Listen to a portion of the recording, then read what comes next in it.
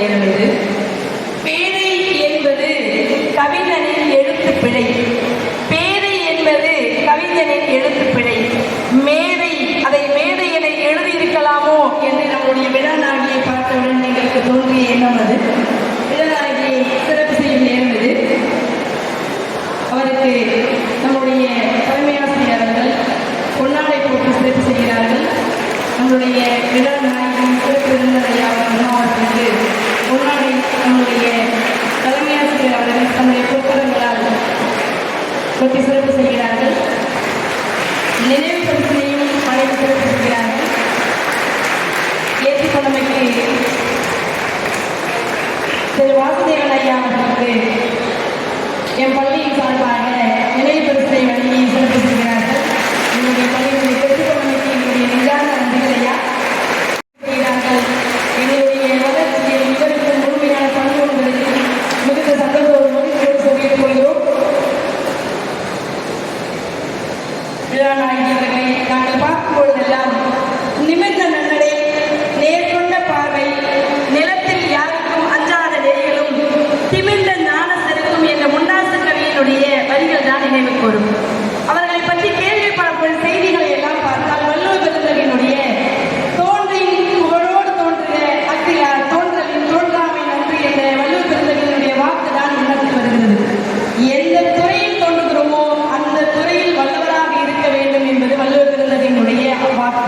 ஆனால் அம்மா அவர்கள் அவர்களுடைய பள்ளியில் பணியாற்றக்கூடிய செய்திகளை கேட்கும் பொழுது எந்த செயலை செய்தாலும் நேர்த்திப்பட இந்த செயலை யாரும் சிறப்பாக செய்திருக்க முடியாது என்று சொல்லக்கூடிய அளவுக்கு மாணவர்களுடைய ஒவ்வொரு வளர்ச்சியிலும் தனியாக பங்கெடுத்துக் கொள்ளக்கூடிய தன்மையை கேட்டறியும் போது ஒரு பெண் ஆளுமை என்றால் இப்படித்தான் இருக்க வேண்டும் என்ற முன் உதாரணமாக இருக்கக்கூடிய விழாநாயகி அவர்களை சிறப்புரையாற்ற வருமாறு பணியோடு கூடியிருக்கும் ஆசிரியர் பெருமக்களே, தலைமை ஆசிரியர் மற்றும் பள்ளி மாணவ மாணவிகளே, பரிசு வாங்குவதை பார்க்க என்ற ஆவலோடு வந்திருக்கும் பெற்றோர்களே, உங்கள் அனைவருக்கும் இனிய காலை வணக்கம்.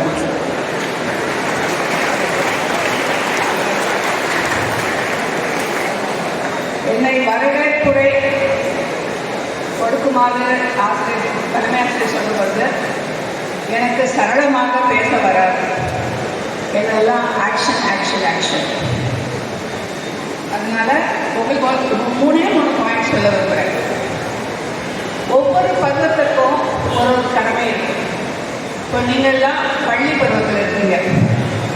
உங்களுடைய முக்கிய கடமை உங்கள் பாடங்களை படித்து பள்ளியை விட்டு வெற்றியோடு வெளியே வருவது. வெற்றியோடு நல்ல மதிப்பெண்கள் பெற்று வெளியே வரணும்னா அதற்கு மூன்றே முக்கிய வழிகளை கடைபிடித்தால் போதும்.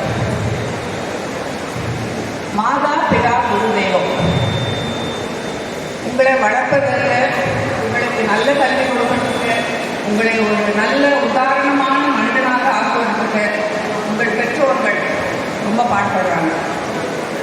தங்களுக்கு மீறிய செலவுகள் செய்து நீங்கள் நன்றாக படித்து முன்னுக்கு வர வேண்டும் என்பதற்காக பெற்றோர் பாடுபடுகிறார்கள்.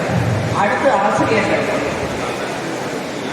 மணிக்கணக்காக உங்களோட தயார் பண்ணி அதை உங்களுக்கு நீங்கள் சொல்லிக் கொடுத்து நீங்கள் நல்லா படிக்கிறீங்களான்னு பார்த்து நீங்கள் முன்னுக்கு வரணுங்கிறாங்க ஆசிரியர்கள் பாடுபடுறாங்க. நீங்கள் முதலாவதாக பெற்றோர் சொல்லையும் ஆசிரியர் சொல்லையும் கேட்டு ஒழுங்காக படித்து வந்தாலே நல்ல மதிப்பெண்கள் பெற்று நல்ல முன்னுக்கு வர முடியும். இரண்டாவது டைம் மேனேஜ்மெண்ட். எல்லாருக்கும் இருப்பது ஒரு நாளில் 24 மணி நேரம் தான். உங்களுக்கும் அதே தான், எனக்கும் அதே தான். நேரம் போகலன்னு சொல்ல முடியாது. 24 மணி நேரத்தில் 10 மணி நேரம் தூங்குறதுக்கு மற்ற ஆட்கள்லாம் மற்ற வேலைக்கு சாப்பிட, விளையாட, எக்ஸசைஸ் பண்ண எல்லாம் ஒதுக்குனா கூட ஒவ்வொருத்தருக்கும் 14 மணி நேரம் முடியும். 14 மணி நேரத்தில் எவ்வளோ காரியம் செய்யலாம்னு யோசிச்சு பாருங்க. பெட்டை விட்டு எழுதுறதுக்கே 12 மணி ஆனால் 6 மணி நேரம் போயிடுச்சு. காலையில் 5 மணி 6 மணிக்கு எழுந்து பாருங்க. 4 ஸ்ட்ரெச்சஸ் பிஃபோர் யூ. நல்ல எவ்வளோ வேலை இன்னைக்கு வந்து இந்த சப்ஜெக்ட் படிப்பேன், இந்த சப்ஜெக்ட் படிப்பேன், இந்த எக்ஸசைஸ் பண்ணுவேன், இந்த பேட்மிண்டன் மேட்ச்க்கு போவேன். ஒரு நாளைக்கு எவ்வளோ வேலை பண்ணலான்னு time management is very important. சோம்பி தெரியாதீங்க. ஒரு நாளைக்கு இத்தனை மணி நேரம்னா ஒரு பிளான் பண்ணிக்கோங்க. இன்னைக்கு வந்து ஃபிசிக்ஸ் படிக்க போகிறேன், இன்னைக்கு 1 மணி நேரம் கெமிஸ்ட்ரி படிக்க போகிறேன். அந்த மாதிரி டைமை பிரித்து வச்சுட்டிங்கன்னா உங்களுக்கு படிப்பதில் கஷ்டம் இருக்காது. இந்த டைம் இல்லைன்ற பிரச்சனையே வராது. 3வது முக்கியமான பாயிண்ட், என்ன படிக்கிறோம், எதுக்கு படிக்கிறோம், எதுக்கு ஸ்கூலுக்கு வரோம், ஒன்றும் புரியாமல் ஏதோ வந்தோம், விளையாண்டோம், போனோம், செஞ்சோம், கிளாஸில் உட்காந்தோம், டீச்சர் சொல்கிறது அறகுறையாக கேட்டோம், போனோம். அப்படி இல்லை. நான் என்ன படிக்க போகிறேன்? காமர்ஸ் படிக்கணுமா? ஓகே, காமர்ஸ் படிக்கிறேன். சயின்ஸ் படிக்கணுமா? அது கேட்க உங்களை சுயமாக ஆராய்ச்சிக்கோங்க. சயின்ஸ் படிக்கிற அளவுக்கு என்னால் மன வலிமை இருக்கா? ஏன்னா இப்போ சயின்ஸில் வந்து ஃபிசிக்ஸ், கெமிஸ்ட்ரி, பயாலஜியில் ஏகப்பட்ட சிலபஸ் இருக்குது. அந்த அளவுக்கு ஹார்ட் ஒர்க் பண்ணால் தான் சயின்ஸ் புக் படிக்க முடியும். ஸோ காமர்ஸ் படிக்கிறோம். எதுக்கு படிக்கிறோம்? ஏதோ ஸ்கூலில் முடிச்சுட்டு வெளியே போயிட்டோம், ஏதோ ஒரு காலேஜில் சேர்ந்து ஏதோ ஒரு பிஏ படிச்சிடலாம், பிஎஸ்சி படிச்சிடலாம். அந்த மாதிரி ஆட்டிடியூட் வச்சுக்காதீங்க.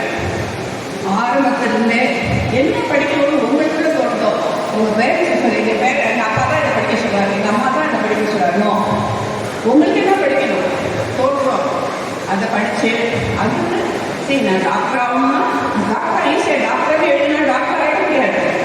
அதுக்கு எத்தனை வருஷம் படிக்கணும்? நீட்டை விட்டுடுங்க. +2 சயின்ஸ் படித்தா தான் பயாலஜி நல்ல படிக்க வர முடியும். ஸோ எவ்வளோக்கு எவ்வளோ நம்ம டைம் ஸ்பெண்ட் பண்ணுறோமோ பண்ண முடியும். ஒரு கலெக்டர் ஆகணும், அதுக்கேற்ற மாதிரி எக்ஸாம்ஸ் இருக்குது. ஒரு பேங்க் ஆஃபீஸர் ஆகணும், அதுக்கேற்ற மாதிரி எக்ஸாம்ஸ் இருக்குது. இதெல்லாம் நீங்களே யார் படிச்சா எந்த மாதிரி எக்ஸாம் எழுதினா என்ன படிக்கிறா நீங்கள் ஸ்டூடெண்ட்ஸ் வந்து ஆராயணும். பேரண்ட்ஸுக்கு பாதி தான் தெரியும். We belong to an older generation. So இன்றைக்கி இருக்க ஸ்டூடெண்ட்ஸு இந்த கோர்ஸ் படித்தா இந்த சப்ஜெக்டில் சேரலாம், இந்த கோர்ஸ் படித்தா இந்த சப்ஜெக்டில் சேரலாம் அப்படின்னு நீங்களாக வந்து ஆராய்ச்சி பண்ணி எனக்கு இது லாயர் படிக்கணுமா, ஓகே லா படிக்கணும், அதுக்கு கிளாக் எக்ஸாம் இருக்குது. இன்ஜினியரிங் படிக்கணும்னா அதுக்கு வந்து தனி எக்ஸாம் இருக்குது, பேங்க் எக்ஸாம் தனி. ஸோ நீங்கள் எந்த லைனில் போகணும்னு நினைக்கிறீங்களோ அதில் ஃபோக்கஸ் பண்ணி அதை செலக்ட் பண்ணி அதுக்கு கைட் பண்ணுறவங்களுக்கு பிடிச்சி அந்த லைனில் போகணும். ஸோ இந்த 3 வழியும் பெற்றோர்கள், ஆசிரியர் சொல்கிறது கேளுங்க, டைம் மேனேஜ்மெண்ட் பண்ணுங்க, ஃபோக்கஸ்டாக போங்க, நீங்கள் வாழ்க்கையில் நல்லா முன்னேறுவீங்கன்னு சொல்லி பார்த்து முடிச்சுருக்கேன். குறிக்கோள் நோக்கி செல்ல வேண்டும் என்பதை தெளிவாக புரிய வைக்கிறீர்கள். மீன் கேட்டு வருபவருக்கு மீனை கொடுத்தாலே மீனை பிடிக்க கற்றுக்கொள். சொல் வீரராக இருப்பதை காட்டிலும் செயல் வீரராக இருப்பது சிறந்தது. எப்போதும் பலத்துடன் இரு, எப்போதும் விரைந்து செயல்படு, எப்போதும் உயர்வினை நாடு என நாட தொடங்கிவிட்டோம் அம்மா. எங்கள் கொடை வல்லலே, பொறுமை, நிதானம், யோசித்து வேலை செய்யும் விதம் வாழ்வின் வெற்றியின் ரகசியம் என்பதை புரிந்து கொண்டோம் அம்மா. நன்றி, நன்றி அம்மா. எதிர்பார்க்காமல் உதவி மற்றவர்களுக்கு உயர வேண்டும் என்பதற்காக உழைக்கக்கூடிய நம்முடைய விழா நாயகி அவர்களுடைய தன்னுடைய பொற்கரங்களால் தங்களுடைய மாணவிகளுக்கு பரிசு வழங்கி சிறப்பு செய்யுமாறு அன்போடு வேண்டுகிறோம். முதலாவதாக திருமதி ராஜலட்சுமி பாலகிருஷ்ணன் அறக்கட்டளையின் சார்பாக உயர்நிலை பேச்சில் முதலிடத்தை பெற்றிருக்கக்கூடியவர் ரூபீனா முபின் 11th A1. உயர்நிலை பேச்சு போட்டி ரூபீனா முபின்.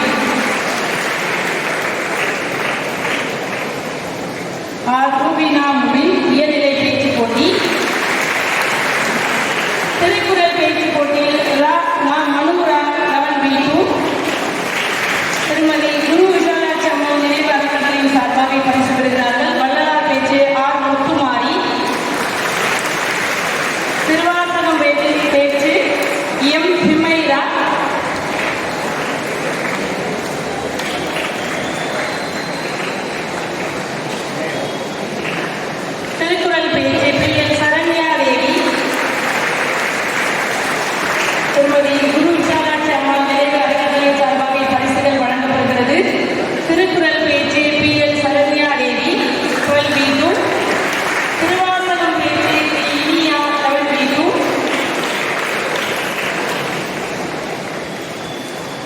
திருவாசகம் பேச்சு டி இனியா 11B2. வள்ளலார் பேச்சு 3ஆம் இடம் ஜி சுமித்ரா 11B1. இடைநிலை கட்டுரை S Bhupesh 70A. S Bhupesh 70A.